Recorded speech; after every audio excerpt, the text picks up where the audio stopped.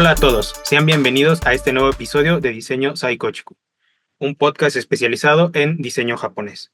El día de hoy abrimos con otro nuevo episodio, el episodio 4 de esta temporada, titulado Diseño gráfico en el cambio de siglo, de lo tradicional y lo moderno. El día de hoy nos acompaña nuestra especialista Teresa Pérez Contreras. Hola.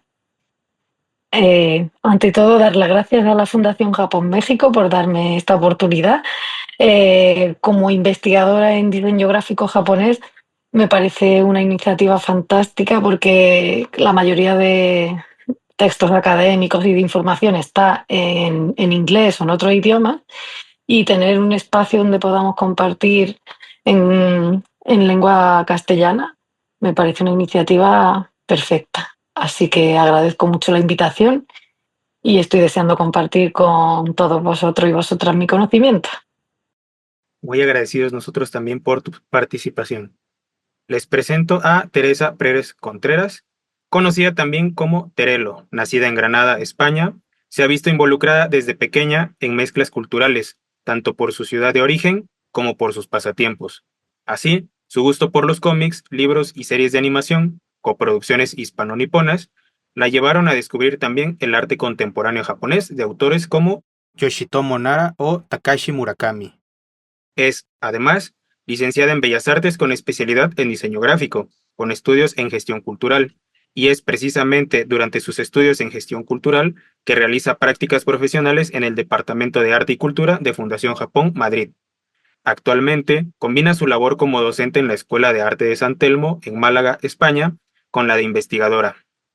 Su tesis doctoral en curso, la cual desarrolla en la Universidad de Granada, España, explora la identidad cultural a través del diseño y está enfocada concretamente en el diseño gráfico japonés. Teresa, entonces, dejo al público en tus manos y, si quieres, podemos comenzar. Muchas gracias. Eh, bueno, el título de este episodio habla de un cambio de siglo. Veremos que aunque ya habíamos visto en episodios anteriores que el diseño japonés se caracteriza por esa mezcla de lo tradicional y lo moderno, será sobre todo en este cambio de siglo cuando se verá más patente. He decidido dividir en décadas un poco todo lo que es el final del siglo XX y el inicio del siglo XXI, y me gustaría meter muchos más ejemplos, muchas más personas y diseñadores y diseñadoras, pero es imposible, así que he hecho un breve resumen. Y el criterio de selección ha sido un poco, bueno, lo que considero que son diseñadores o diseñadoras que han tenido cierto impacto en la sociedad japonesa. Entonces, si nos vamos a los años 80, que sería la época predigital, antes de que surgieran los ordenadores, vamos a ver que la imagen prevalece sobre la función. Eh, en esta época nos encontramos también en un cambio de era, eh, ya que pasamos de la época Showa, con la muerte del emperador, a la época Heisei, y veremos que hay un cambio en la sociedad japonesa. Desde la perspectiva occidental, vemos un Japón muy tecnológico, apoyado por empresas como Sony, Toyota, la industria robótica. Todo ello le da a Japón una apariencia moderna y futurista. Y lo asociamos como un país tecnológicamente avanzado, que es una imagen que aún tenemos hoy en día. A ello, pues contribuye, por ejemplo, producciones como Akira, que pasan del manga al anime y se convierten en una película de culto para todo y internacional. Y también vemos que mm, lo que consigue es un auge de la animación japonesa en el extranjero.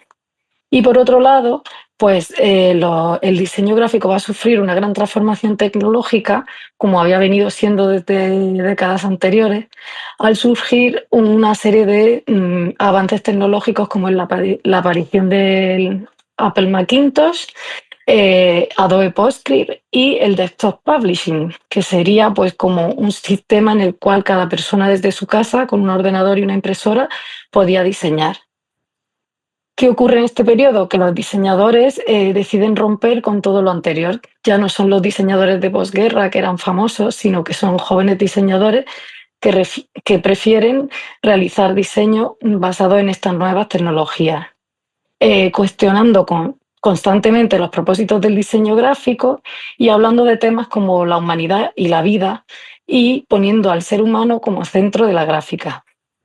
Veremos que en estos años será frecuente el uso del simbolismo, un lenguaje metafórico, dentro de un universo consumista como era el de la burbuja económica. También veremos que hay unos aires de optimismo, ironía y de incluso autorreferencia. Un ejemplo, por ejemplo, de este sistema de diseño aplicado a la imagen corporativa sería el diseño de la marca Muji. Muji es una abreviatura que significa sin etiqueta y objetos de calidad y son productos que son simples, cuyo packaging es muy minimal y asequibles y universales. Esto es una filosofía de empresa que contrarresta con la cultura del consumo y la marca del capitalismo tardío de los años 80. Así que lo que hizo Muji fue contar siempre con la colaboración de diseñadores gráficos. Vemos que en unos inicios Iko Tanaka trabajó creando el logotipo y una serie de imágenes, póster, anuncios, incluso algunos productos. Lo que ocurrió es que Muji empezó a expandirse internacionalmente y empezó a fabricar diversos productos perdiendo un poco su identidad inicial. Así que ya en los años 2000, Kenya Hara, un diseñador que está muy relacionado con el diseño zen y con una forma de crear una publicidad muy abstracta, porque él es consciente de que la sociedad japonesa es homogénea y puede entender perfectamente un anuncio así, tan abstracto que para los ojos occidentales sería difícil de entender, y también colabora con otro diseñador industrial que es Naoto Fukasawa, que crea algunos objetos como este reproductor de CD pared, que son el ejemplo perfecto del minimalismo y la cultura zen japonesa. Tenemos otros diseñadores que ya habían sido famosos en la época de posguerra, como Iko Tanaka, que hemos visto, pero que esta vez en los años 80, influenciados por movimientos como la cultura Memphis, pues crean carteles como este que vemos, donde hay colores vibrantes, formas muy geométricas, junto con elementos autóctonos de Japón. También vemos los carteles de Takinobu Igarashi, que hace una serie de experimentaciones con la tipografía. Y por último, es también la época de los grandes anuncios publicitarios, como el de Katsumi Asawa, en el que encontramos pues también ese volver a mirar a elementos tan japoneses como la caligrafía, mezclándolos con la imagen fotográfica. Otro personaje muy importante y un diseñador muy conocido en Japón es Kohei Sugiura, que se dedica, sobre todo experimenta mucho con diseño de libros, el diseño editorial. Y él es casi un filósofo porque considera que él investiga sobre los elementos autóctonos orientales de diversas culturas de Oriente y se aleja bastante de Occidente, que es lo que habían hecho todos los diseñadores de posguerra, para generar una serie de simbolismos, iconos que son inherentemente orientales. Y por último he seleccionado a Eiko Ishioka, que fue una diseñadora gráfica de producto, acabó haciendo vestuario de moda, pero ella en los años 80 viajó a Estados Unidos y eso le hizo recapacitar sobre su propia cultura y buscó todo el rato desafiar el status quo. Entonces, ella lo que hacía era usar imágenes emblemáticas que rompían con los cánones de la sociedad de ese momento e incluyendo, pues desafiando la raza, el género y la orientación. Era una visión muy liberal que en gran medida cambió la industria de ese momento. Pasamos a la década de los 90, donde veremos que hay un estallido de esa burbuja. Fue un crack bursátil que dio paso a unas décadas perdidas de profunda recesión y de disfunción social. Los diseñadores gráficos entonces decidieron reflexionar sobre la responsabilidad del diseño y ofrecer respuestas a temas sociales. Se planteaban cuestiones como ¿cómo creo las imágenes? ¿Cómo puedo comunicarme? La revista Idea habla de una época en que nace otra historia del diseño, porque los jóvenes, como hemos visto, se apegan, no tienen apego a esa historia del diseño tradicional que había llegado hasta ese momento y deciden convertirse en otro tipo de diseñadores con un Mac, con software Photoshop o Illustrator y hacer trabajos de diseño independientes. Vamos a ver que es una época también donde surge un auge de la creación de fuentes y de tipografía independientes. Entonces el diseño y la publicidad pues, se va a llenar de esta tipografía nueva que se genera con el ordenador. Hay una tendencia hacia tipografías destructivas que recuerdan el trabajo de vanguardia del siglo XX y un auge de diseños complejos que hacían uso de estos sistemas de software que permitían usar distintas capas. Por ejemplo, la serie de animación Neon Genesis Evangelion tuvo un gran impacto en el diseño tipográfico y vemos ahí esas letras, esa fuente Mincho en negrita y blanca sobre un fondo negro que empezó a imitarse generalmente incluso a nivel de carteles de la calle. Entre los diseñadores de este momento, pues he destacado a Shin Matsunaga, que nació y creció en la pobreza y él tiene una relación muy íntima con lo cotidiano, con objetos cotidianos normalmente ignorados y le quita los detalles superfluos para presentarlo en toda su esencia. Él también realizó este logotipo de Bandai que todos conocemos junto con una asociación de... Era como una empresa que sacaba a sorteo los diseños de las grandes empresas que se llamaba PAOS y él ganó junto con Mato Nakanishi. Luego, Makoto Saito, que está a la derecha, transforma radicalmente la interacción entre el hombre y su entorno cultural. Normalmente utiliza elementos del cuerpo humano para transmitir una idea de arte que está basada en los contrastes entre el blanco y negro, la ilusión óptica y el uso del collage fotográfico. Esa frontera entre intención publicitaria y finalidad artística empieza a desaparecer, es decir, que los diseñadores se consideran más artistas. Un ejemplo de ello sería Hajime Tachibana, que en realidad era un músico bastante conocido, pero empezó a investigar con Illustrator y creó un proyecto llamado Typography, que en el año 92, en el que presentaba como un plugin para transformación gráfica en Adobe Illustrator y además generaba unas obras que luego expondría en un museo, porque para él el Macintosh era como una guitarra eléctrica y el sintetizador. Y también él no distinguía entre el diseño y la obra de arte. También es verdad que en esta época había una gran experimentación tipográfica por parte de Occidente con las obras de Brody o de Carlson, pero él sí que hizo un acercamiento a la tecnología desde un punto de vista muy japonés. No tenía nada que ver con el movimiento de Occidente.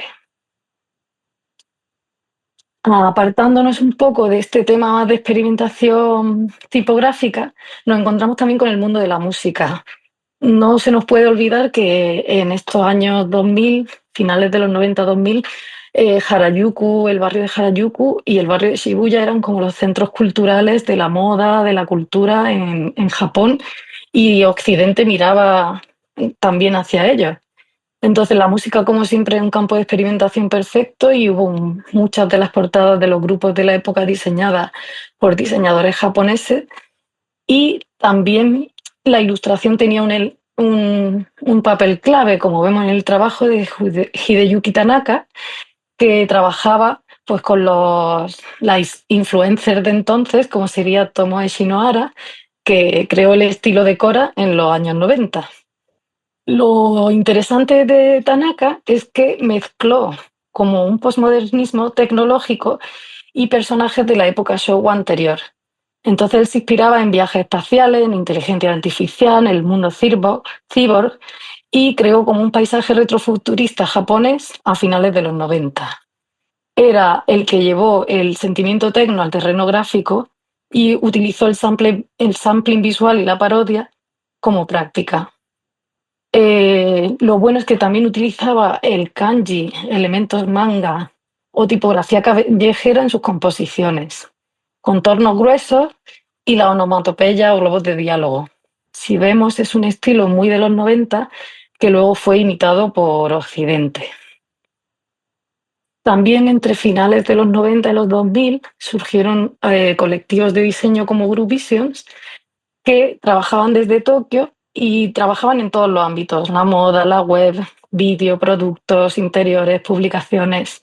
Sobre todo me apetece señalar la creación de este personaje que se llama Chapi, que ellos consideran como un sistema de diseño gráfico con forma humana. Es decir, habían producido una serie de juguetes y de personajes que se convertían en diseño gráfico puro.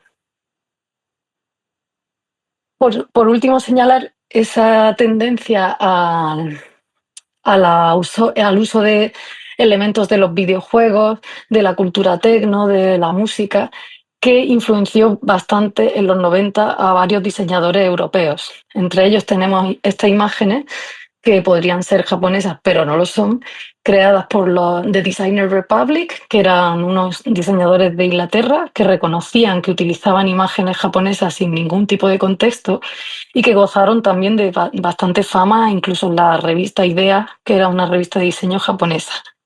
Por otro lado, Bureau Destruct es otro estudio que está en Suiza y ellos pues se inspiraron como muchos diseñadores suizos en Japón, pero en su cultura popular. Y llegamos ya al año 2000. Vamos hacia una nueva era global y vamos a ver un poco el contexto que había en esa época. Por un lado, me interesa hablar de Takashi Murakami porque él creó una especie de teoría o estética llamada Superflat cuando hacía exposiciones colectivas en una galería que se llama Parco en Tokio. Combina la bidimensionalidad de la pintura japonesa con la superficialidad de la sociedad de consumo y la tradicional falta de diferenciación entre las bellas artes y las artes aplicadas que había en Japón y sus conexiones con la vida cotidiana. En realidad lo que él hace es difuminar las fronteras entre el arte, el diseño y la cultura pop. Y eso será algo que se verá reflejado también en el diseño. Por otro lado, también asistimos al auge, bueno, a los inicios de Internet, pero también a la telefonía inteligente móvil, que cambia la forma en que la sociedad se comunica. Las letras ya no se van a escribir, sino que se van a mecanografiar. También, dentro de los aspectos tecnológicos, aparece la primera versión japonesa de InDesign. Tiene un motor especializado para composición tipográfica en japonés y esto da como resultado pues, un entorno de publicaciones japonesas que anteriormente dependían de la fotocomposición y de la impresión tipográfica y que ahora cualquier persona podía hacer desde casa. Es también en esta década cuando surge la iniciativa Cool Japan por parte de las instituciones de asuntos exteriores japonesas. Son políticas culturales para el desarrollo de la industria creativas fuera de Japón. Así que al final lo que intentan es vender una imagen de país a través de su soft power y también llegan hasta el diseño. O sea que el diseño japonés también ha sido promocionado dentro de esta tendencia Cool Japan, que algunos autores critican porque se la suele comparar con el japonismo, pero en realidad es bastante superficial porque muchas veces está vendiendo solo una parte de la cultura popular japonesa. Perdón, Teresa, Sí, antes de seguir avanzando, me da la impresión de que cuando se habla de diseño y cambio de siglo, tal vez se pueda apuntar únicamente, digamos, a los valores estéticos. Pero con todo esto que mencionas, me parece que también hay que hablar, por ejemplo, de soportes y también hay que hablar, por ejemplo, de medios de producción. En ese sentido, este cambio de siglo, lo que implica todo ello junto con sus cambios tecnológicos, ¿cuáles consideras tú que sean los cambios más grandes que se puedan percibir en el diseño gráfico en Japón, tanto a nivel estético, tanto a nivel, por ejemplo, en medios de producción o a nivel de soporte? ¿Cuál crees tú que es ese, que puedes notar más ese cambio? pues yo creo que sería sobre todo a nivel tipográfico, por eso Ok, mismo que comentamos que diseñar una tipografía hasta entonces era muy complicado y ahora era algo que podría realizar cualquier persona, que seguía siendo una tarea complicada porque el silabario japonés es interminable, claro, pero sí que permitió que los diseñadores pudieran experimentar con tipografía, que hasta entonces estaban un poco limitados, ok, porque el sistema de tipografía occidental de caracteres en metal cuadriculado no se adapta tanto a las necesidades expresivas japonesas de la tipografía. claro. Ok, entonces digamos que los avances en cuestión tipográfica son un antes y un después en el diseño, ¿no? Sí, yo creo que sí. Y Perfecto. además veremos que provocará la reacción contraria, que el uso tan habitual de la tipografía digital luego generará una especie de rechazo y un uso mayor de la caligrafía o de expresiones tipográficas más tradicionales. Ah, vale, perfecto. Entonces, no me adelanto más y te dejo continuar. Spoiler. Ok, pues continúo.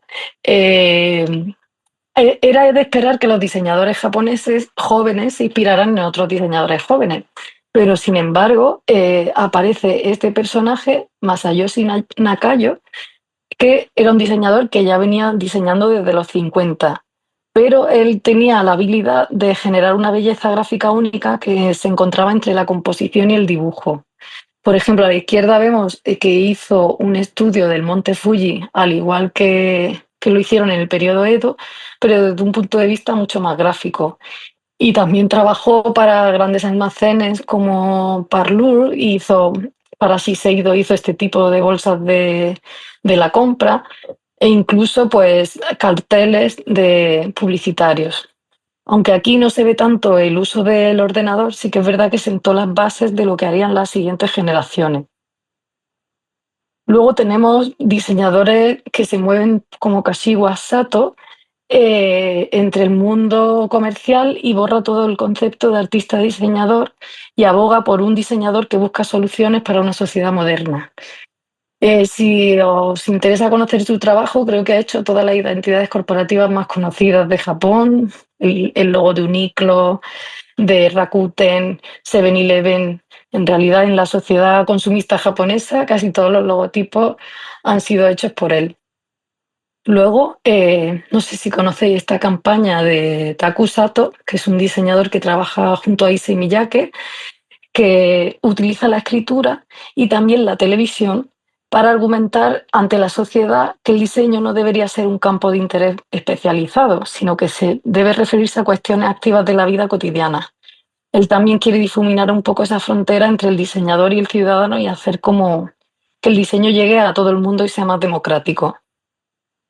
Y no me podía dejar a una diseñadora que se llamaba Nagi Noda, que hacía una publicidad basada en el surrealismo, porque el surrealismo ya se había usado en las vanguardias con Magritte y otros artistas, pero ella lo lleva al terreno del diseño gráfico. Entonces, utilizando a veces técnicas analógicas, utilizando una dirección de arte muy pulida con fotografía, al final siempre realiza unas imágenes muy surrealistas que a los ojos occidentales nos parecen muy extrañas, pero que en realidad tienen su base en la propia cultura japonesa.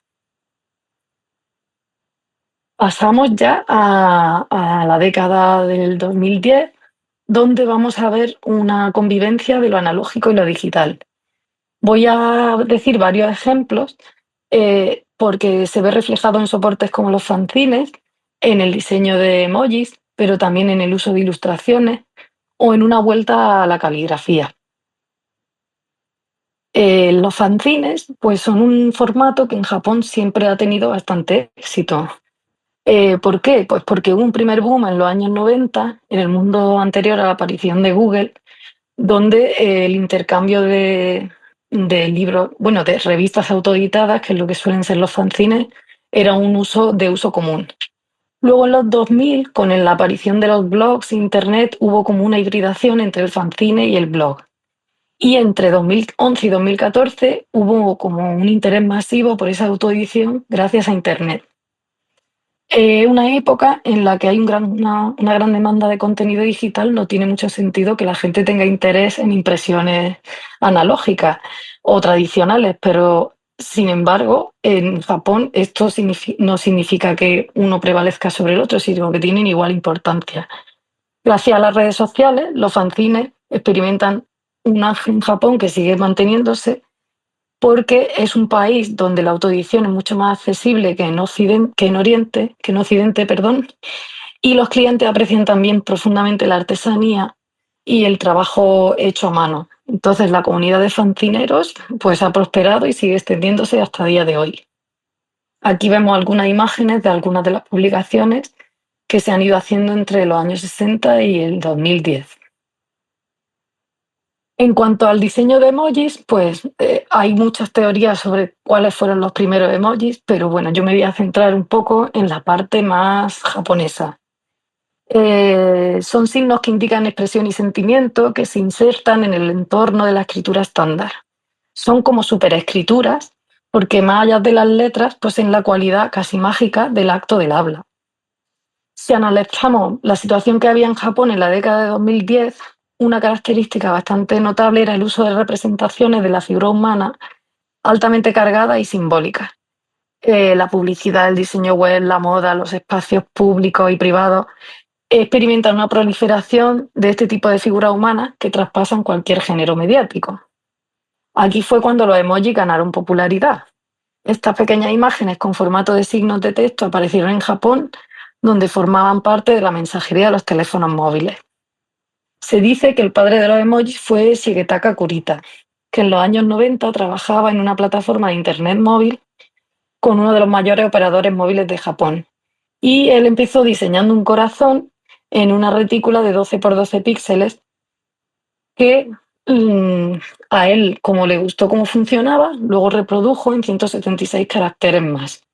Ahora mismo nos parecen como muy antiguas, pero en su época fue todo un avance. Más tarde se inscribieron en los códigos de texto y se convirtieron en herramientas de chat a nivel global que todo el mundo utiliza.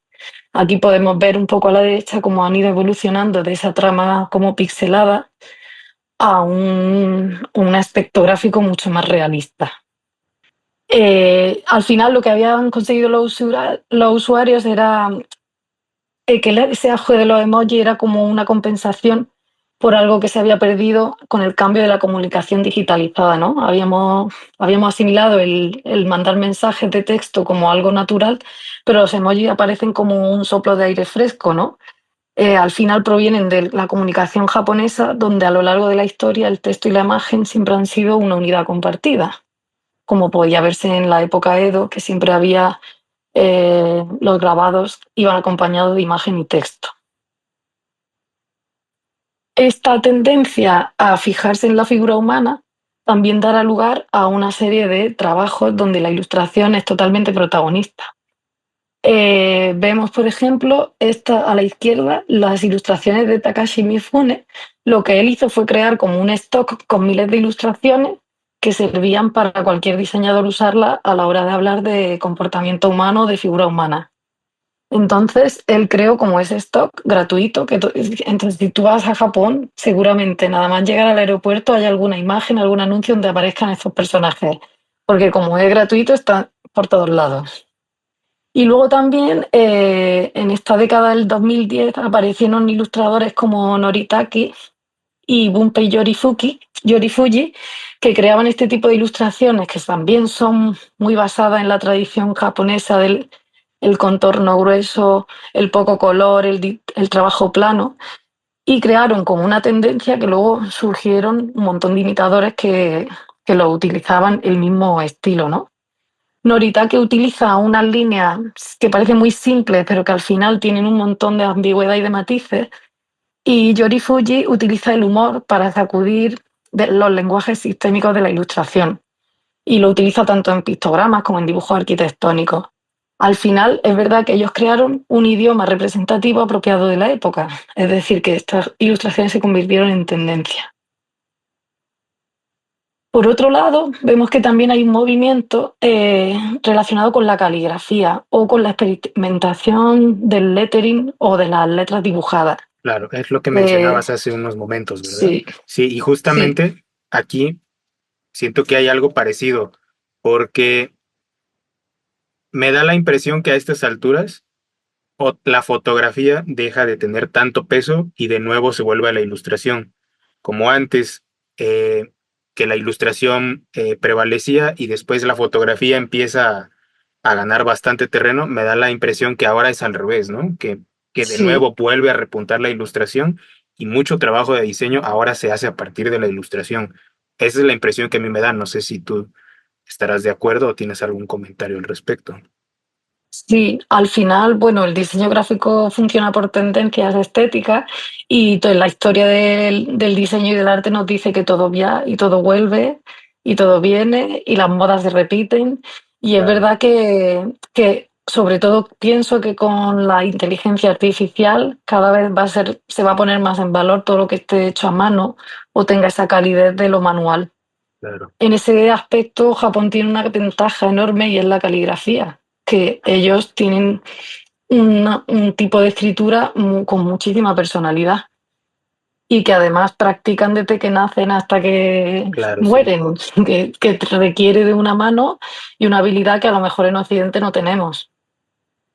Pero sí, sí, es súper importante este movimiento. En realidad, a lo mejor es como una revolución que surge precisamente por eso, porque la tipografía occidental, que es la que ha sentado las bases, no se adapta tanto al lenguaje, al sistema de escritura japonés. Y aquí pues podemos ver, Daijiro Hara, por ejemplo, es uno de los pioneros, lleva desde el año 2000 experimentando con lettering. Sobre todo ha hecho pues diseños para camisetas, títulos para anuncios. Hace poco hizo esta exposición que se llama Handbook y ahí hizo como una retrospectiva de toda su obra. Luego, otros creadores como Shun Sasaki, que veis aquí, une todo lo gráfico con lo escrito y experimenta también con esa tridimensionalidad de la letra. Luego tenemos a Tezo Suzuki y Ryo Mieno, que también son muy conocidos ahora, experimentan mucho con la tipografía occidental y la tipografía japonesa. Y, por ejemplo, Tezo Suzuki hizo una serie de calendarios donde cada día utilizaba o practicaba con distintas tipografías. Esto he estado mirando que hay un movimiento que se llama Sakuji, que es como poesía con la creación de fuentes o ilustraciones con texto y palabras con motivos, es como una última tendencia. Se suelen publicar bastante, sobre todo porque tienen internet para publicarlo. ok. Perdón, ¿me podrías explicar un poquito más esta tendencia de la que hablabas?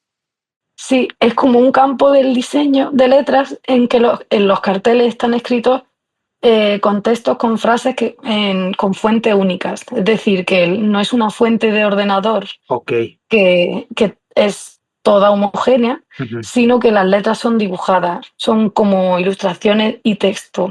Diría yo que para mí es lettering, Ah, ok, porque sería un lettering vale, que te permite editar, borrar, volver a hacer, ok, pero parte de una cosa más tradicional y no es una fuente diseñada como claro, glifos claro, al en final el ordenador. es única, Es única. ok, Es verdad que al ser tan complicado diseñar una tipografía en Japón por el número de caracteres, muchos autores prefieren hacer a lo mejor solamente las letras que necesitan en claro, lugar de sí, diseñar toda la tipografía, sí, claro, porque agiliza el trabajo y realmente diseñar una tipografía occidental es complicado y requiere mucho tiempo. No quiero pensar lo que debe no, ser claro, diseñar una tipografía sí, japonesa.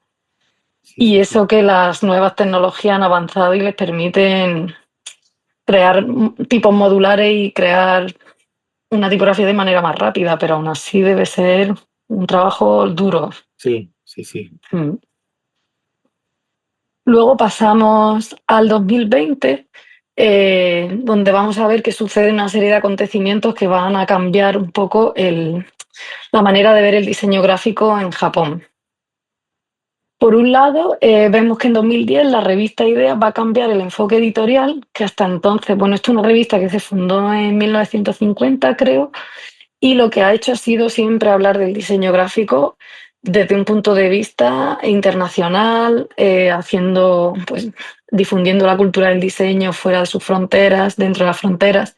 Pero ese era a partir de 2010 cuando deciden centrarse en el pasado y el presente del diseño japonés y de otras culturas orientales. Es decir, que se alejan un poco de Occidente para fijarse más en la parte más oriental del diseño, que hasta ahora pues, no había sido tan revisada. También vemos el tema de la caligrafía o lettering de Sakuji, que sobre el 2010 también está en auge. En 2011 ocurrirá el accidente nuclear de Fukushima que obviamente afectará a la manera de pensar de los diseñadores de Japón. Y en el 2020 todos sufrimos una pandemia global y coincide con una controversia del diseño del logotipo de los Juegos Olímpicos de Tokio, que no me extenderé mucho en este tema, pero el problema fue que se encargó un estudio de diseño y el resultado parecía ser un plagio de lo que vemos a la derecha, que era un logotipo de un teatro, y fue toda una polémica que acabó siendo pues descartado el diseño y se convocó una nueva convocatoria. Muy Hay sonado, ¿no? De varios. hecho, en su tiempo. Sí, sí, sí. Fue muy sonado y hay autores que dicen que el problema es que ahora mismo no se hacen concursos públicos, un poco lo que pasa aquí, no sé allí, pero aquí también pasa, donde hay una votación popular, no son realmente profesionales los que eligen. Y luego también a lo mejor fue un fruto de la casualidad. No sé, estamos expuestos a tantas influencias que a lo mejor el equipo de diseño no era consciente de que estaba haciendo un plagio, no lo sé. Siempre nos quedará la duda. Pero sí que es verdad que comparado con los Juegos Olímpicos de Yusaku Kamekura, donde hubo como un ejército de diseñadores gráficos que se encargaron de todo con una conciencia del valor del diseño, en este caso eso no ha pasado, porque en cierto modo la globalización ha hecho que se devalúe el valor del diseño gráfico. Entonces, en este ambiente que vemos, con la economía japonesa que está funcionando a medio gas, desastres como el de Fukushima, al final entre los jóvenes japoneses se genera una sensación de que hace falta un cambio, ¿no? Ellos conviven con el minimalismo, el maximalismo, la tradición, la modernidad, pero sí que es verdad que se empieza a pensar en unas cuestiones más sociales, ¿no? El haber estado encerrado tras una pandemia o el haber sufrido una catástrofe como la de Fukushima, genera una idea de pararse a pensar, ¿no? Y fijarse más en las cosas que se hacen de manera más personal y no centrarse tanto en un diseño tan dirigido al cliente o a la empresa. Entonces habrá una serie de replanteamientos a nivel personal de la figura del diseñador gráfico, de la diseñadora gráfica. Hay como un deseo de mayor igualdad, el apoyar a las familias y crear una conciliación que puedas hacer además de tu actividad, como sería el caso de Rikako Nagashima. Ella es una diseñadora gráfica que tiene un estudio y lleva mucho tiempo trabajando, pero en un momento determinado de su vida ha decidido ser madre y a través de su diseño se replantea lo difícil que es ser madre y conciliar trabajo y maternidad en una sociedad como la japonesa. Entonces, sus trabajos sí que son tienen algo, tiene una parte comercial, pero a partir del COVID también y a partir de una época empiezan a tener una conexión más social, ¿no? Un poco más de activismo. Otra diseñadora que trabaja el activismo a través del diseño gráfico será Satoko Miyakoshi, que bueno, pues tiene como una pequeña comunidad donde generan fanzines, autopublicaciones y sobre todo ella estuvo en las manifestaciones antinucleares después del terremoto del este de Japón y utiliza el diseño gráfico como un medio para reconectar a los japoneses con la política, pero desde una manera más entusiasta, no pesimista, sino que los anima a salir a la calle. Y bueno, pues es una opción de nuevos diseños gráficos que son aptos para vincular la sociedad, la cultura y la crítica. No son tan comerciales, no están relacionados con una actividad cliente, sino que tienen un aspecto más personal. Dentro de la amalgama de diseños que ya hemos visto que se aplican a todo, porque ya estamos en un momento donde hay que hacer diseños para web, diseños digitales, tradicionales, incluso lo audiovisual está en auge. Hay algunos diseñadores tipográficos como The Nippon Type que llevan desde los años 2000 trabajando y plantean un aspecto muy lúdico de la tipografía, ¿no? Por ejemplo, pues esto, hacen talleres con niños para que la sociedad entienda también cómo funcionan los caracteres tipográficos. Es una manera también de invitar a jugar con el diseño y de salirse un poco de las opciones habituales. Por otro lado, vemos una diseñadora que no es diseñadora, sino que ella, bueno, hace rótulos. En realidad ella viene de una familia cuyos padres tenían una empresa que hacía rótulos pintados a mano en la calle y decide recuperar esa tradición y además de hacer tipografía digital, la combina con la creación de rótulos a mano. Y ha recibido un premio de las instituciones japonesas porque es de las pocas personas jóvenes que está manteniendo esa tradición que se está perdiendo.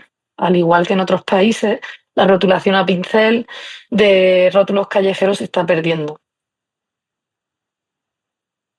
El trabajo de Yuri Nishi me encanta porque ella sí que combina tradición y modernidad de las dos maneras. Pues estos carteles que hizo para unos campeonatos mundiales de tenis de mesa están inspirados en las cartas de juego japonesas, los Hanafuda, incluso diría que los carteles de Tadanori Yoko de los años 70, pero los lleva a un terreno actual y, y contemporáneo. Igual que los de la derecha son mucho más minimal, muy zen, y eso le supuso ganar un premio porque reflejan realmente, me parece, esa identidad japonesa en un cartel. Luego he puesto otros ejemplos que son pues de diseñadores o diseñadoras, como en este caso Lemon Light, que es un diseñador de Kioto, que utiliza mucho el humor. Me parece que el humor es una característica de la cultura japonesa que se explota bastante en muchos niveles, pero también el diseño gráfico.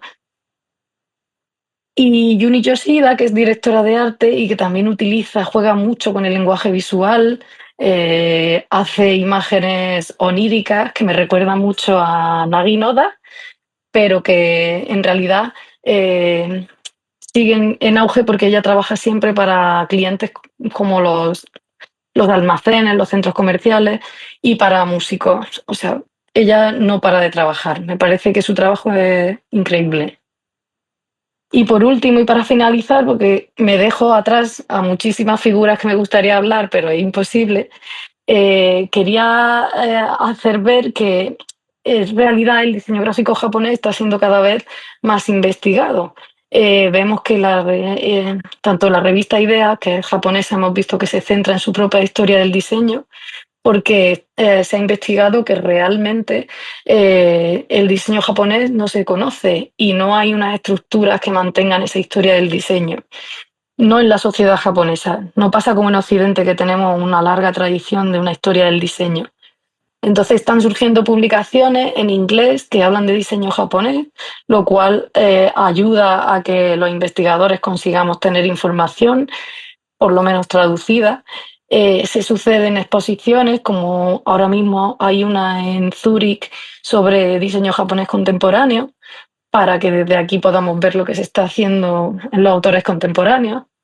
Hay libros como este que veis a la izquierda, que se llama Japanese Graphic Design History 30 or So Minor Objects, y es un libro genial porque habla de diseños, pero de diseñadores, diseñadoras no conocidos, no hombres, no blancos, sino mujeres del colectivo LGTBQ. Son a lo mejor historias que no habían sido contadas hasta ahora. Y por supuesto, pues vendrán muchas más porque seguramente si algo nos enseñó esta época posmoderna es que la historia ya no era única y eurocentrista, sino que podían surgir múltiples historias. Entonces, el diseño gráfico nos ofrece la posibilidad de seguir aprendiendo unos de otros independientemente de nuestro lugar de procedencia. Y creo que el papel del diseño gráfico japonés es importante planteárselo como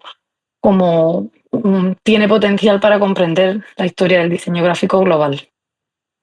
Y como digo, esto continuará porque me quedo mucho por investigar y supongo que habrá más cosas, pero hasta aquí hemos llegado por hoy. Perfecto.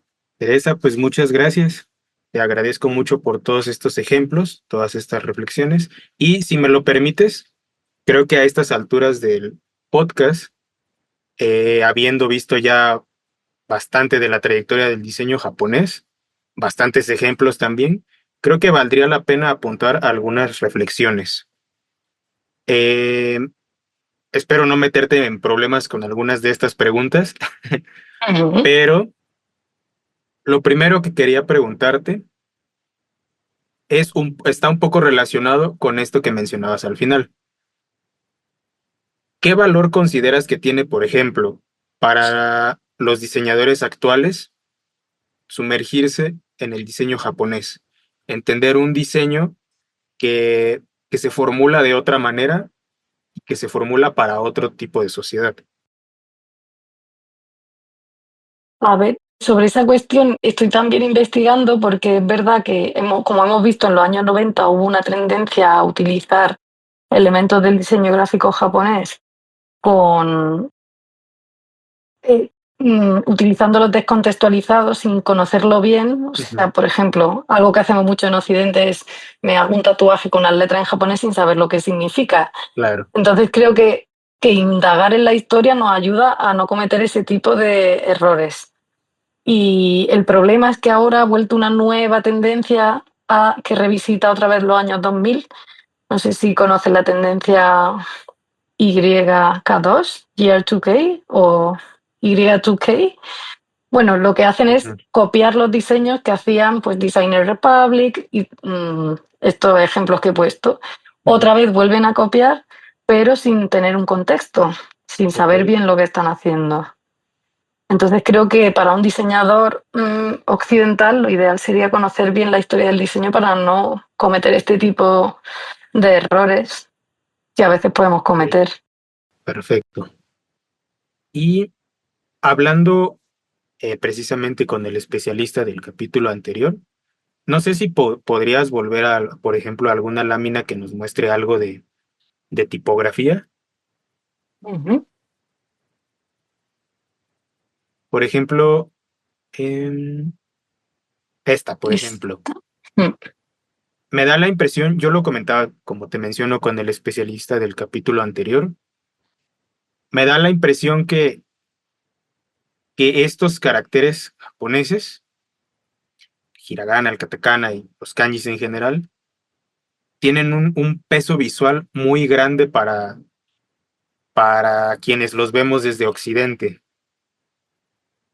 Me da la impresión también de que, bueno, esto ya como opinión personal, pero el hecho de que, por ejemplo, los kanjis tengan un significado en sí mismo, les da una fuerza muy, muy grande en valor tipográfico comparada, por ejemplo, a nuestro alfabeto, ¿no? Que nuestro alfabeto pues simplemente son fonemas, pero en este caso un kanji representa un concepto por sí mismo. Entonces creo que eso es algo muy potente para el diseño gráfico y, bueno, sobre todo, ¿no? Para el diseño gráfico japonés. No sé tú qué opinas de esta parte. ¿Consideras que es así o consideras que es de otro modo?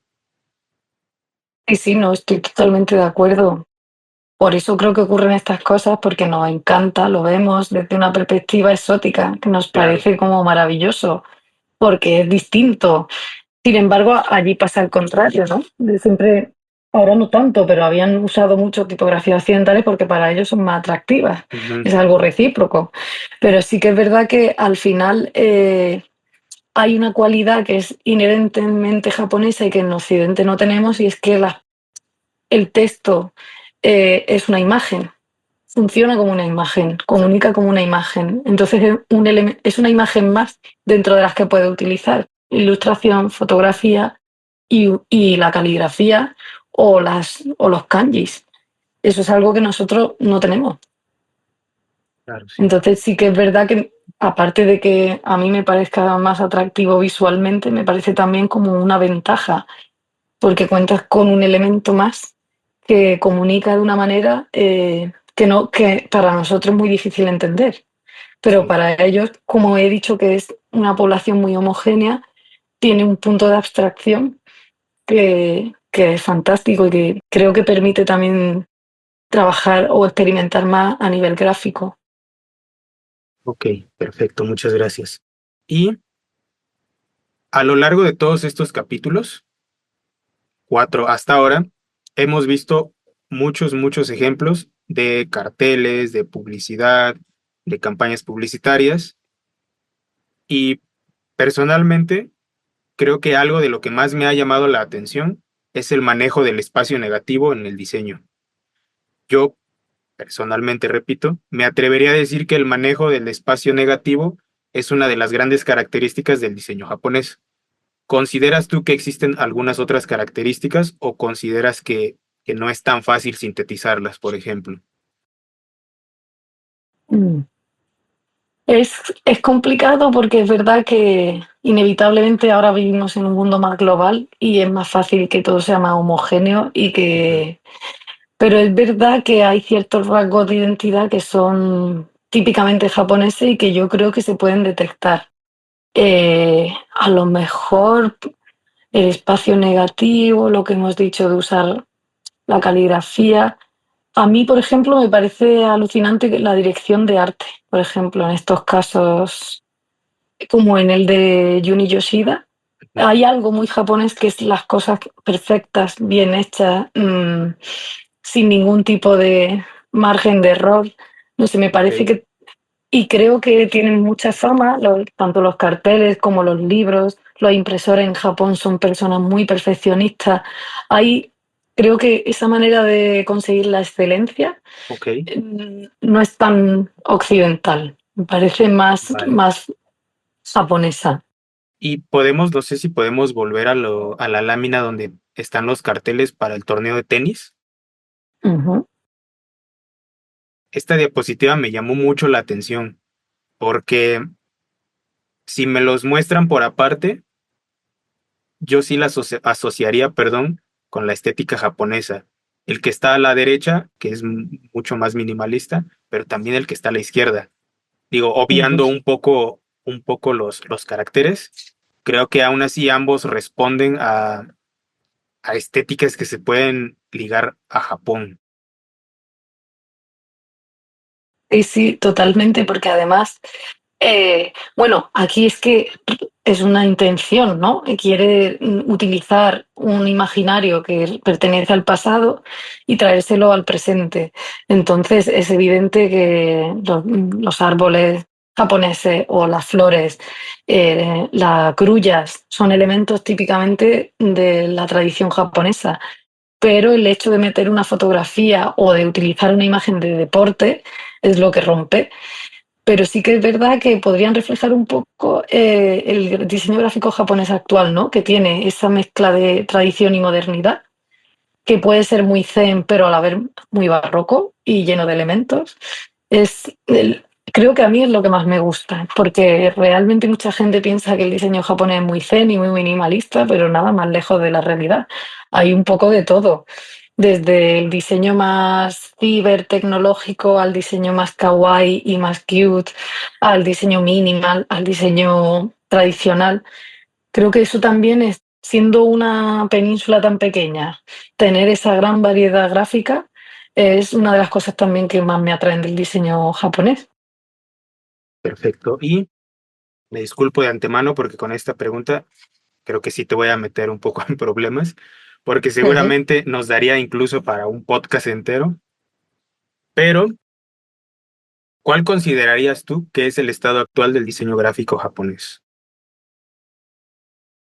Vale, de lo que yo he leído, creo que se encuentra en esa línea, creo que está muy parecido al resto del mundo, Ok, porque sí que es verdad que creo que la diferencia del diseño gráfico japonés es que no tiene la tradición ni la conciencia del diseño que tenemos en Occidente.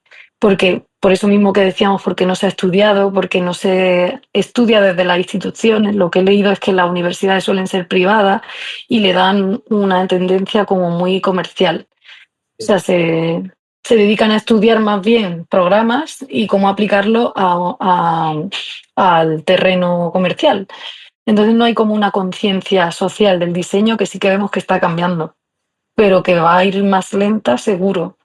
Pero simplemente yo creo que es por eso, porque no ha habido una historia de, a pesar de que sí ha habido instituciones que favorecen el diseño y todo, no ha habido como una historia tan fuerte como la que tenemos en Occidente. Aún así, creo que seguramente habrá, por lo que yo veo, hay una gran masa de diseñadores que funcionarán como pasa en España, trabajando para sobrevivir otros pequeños nichos donde hay más experimentación, donde a lo mejor el diseño forma parte de eso, de una experimentación social, pero en realidad imagino que habrá un poco de todo. Ok, Mm. perfecto. Pues Teresa, entonces te agradezco mucho tu participación en este capítulo. No sé si quieres cerrar con algo más. Pues simplemente volver a agradeceros esta serie de podcasts porque me parecen súper ricos a la hora de entender mejor esta cultura y sobre todo entender el diseño gráfico, que tampoco es tan habitual hablar de esta disciplina. Y nada, os animo a seguir con ello y estoy deseando ver los siguientes, a ver qué nos cuentan. Sí, claro. Pequeño spoiler para todos nuestros oyentes. Estén atentos al siguiente capítulo porque vamos a hablar sobre diseño de cartel, Mm, Vale, me parece fenomenal. que es justamente, me parece, una de tus áreas favoritas, ¿verdad? Sí, sí. Y además sí que eso es también muy japonés, el diseño de cartel. Pese a ser lo típico dentro del diseño gráfico, el soporte típico del que todo el mundo habla, pero en Japón está entendido de una manera más íntima. Bueno, lo veremos. Lo veremos, lo veremos. Vale, pues hasta aquí entonces despedir el episodio y un agradecimiento también a todos nuestros oyentes y estén atentos al siguiente episodio. Hasta luego. Hasta luego.